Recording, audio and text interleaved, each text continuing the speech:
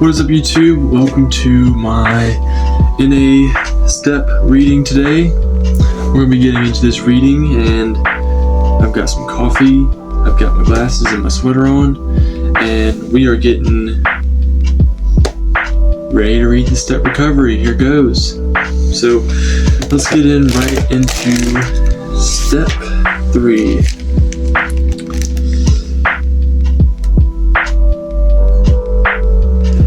Step 3. We made a decision to turn our will and lives over to the care of God as we understood Him. I'm thinking I'm already read step 3, but I'm going to read through it again. We'll read step 3 and step 4 today.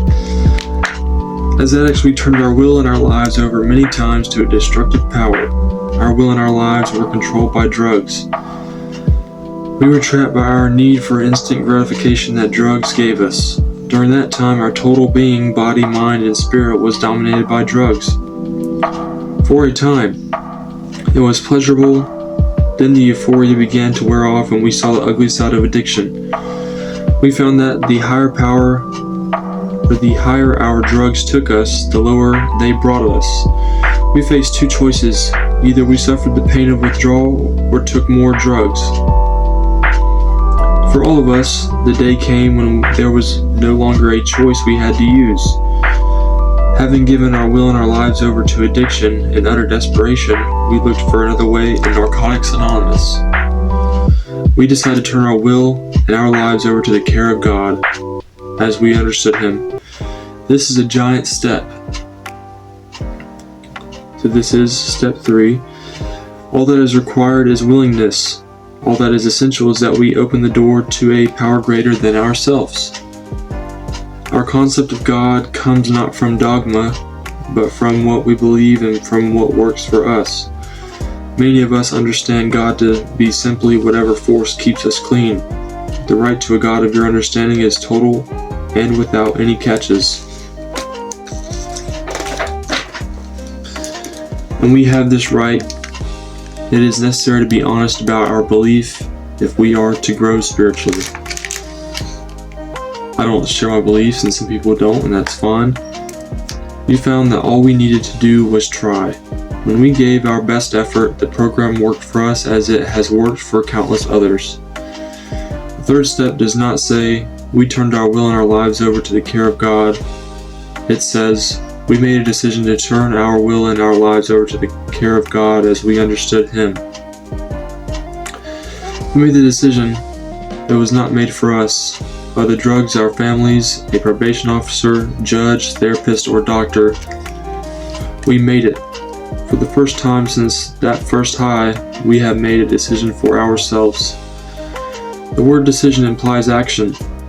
This decision is based on faith. We have only to believe that the miracle that we see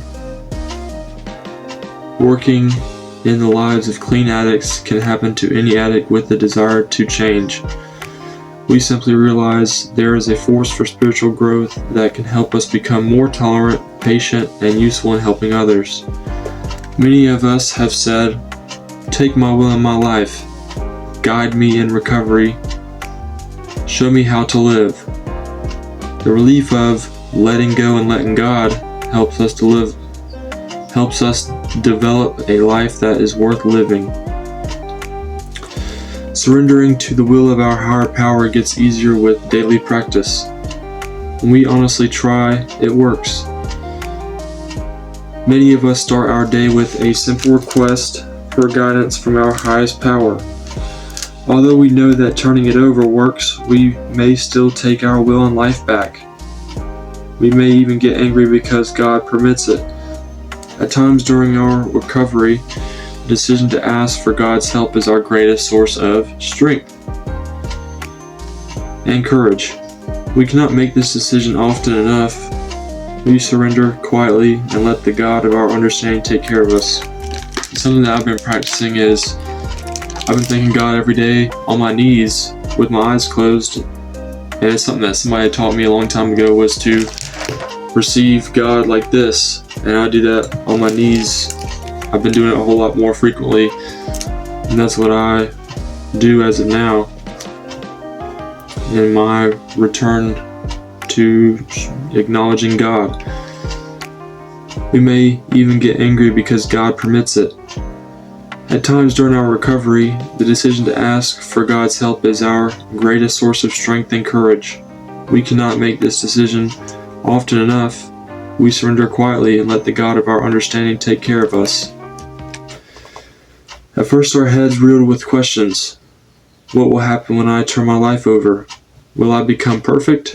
We may have been more realistic than this. Some of us had to turn an experienced NA member and ask, what was it like for you? The answer will vary from member to member. Most of us feel open-mindedness. Willingness and surrender are the keys to this step. We have surrendered our will and our lives to the care of a power greater than ourselves. If we are thorough and sincere, we will notice a change for the better.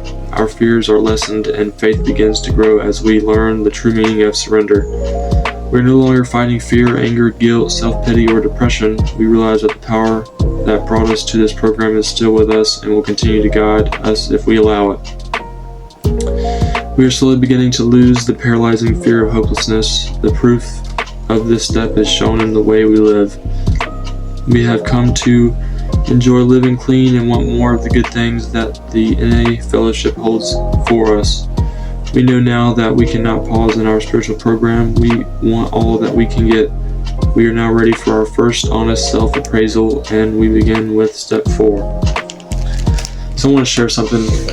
One time I was partying out at a bar, and I didn't want the night to end, and I was left with taking my friend home and then hanging out with, or I was just left with taking my friend home, and I ended up going to my buddy's house at like 3 in the morning, and I was so freaking jaded on not wanting to go home to my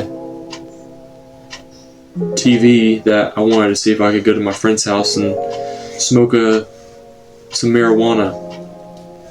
And I literally had the biggest cry out for attention, and one of the biggest lies ever was that when I was downtown drinking and on the way back to my car, somebody had pissed me off or tried me, and I got into a fight with them and beat them senseless. And that's not something that I actually did. It was literally my scapegoat to try and bombard my friend and come into his house at 3 a.m. when everybody was asleep just so I could hit a toke off a blunt or a hit off of a dab rig. And so that's something I wanted to share with you guys. And I'm going to leave step 4 for tomorrow's reading. I'm going to cut the video short today. I don't want to make a 15-minute video today because I've got a job interview, and I'm really excited to do that, to have some money coming in so I can take care of finances and spend on what I can do to perfect my videos and whatever pathway I choose, whether it be video games or just funding going to the mountains and showing you guys where my adventure takes me. So thank you so much for watching. I hope everybody has a great day. You guys rock and you guys are awesome, and love you and thank you for watching. Peace out.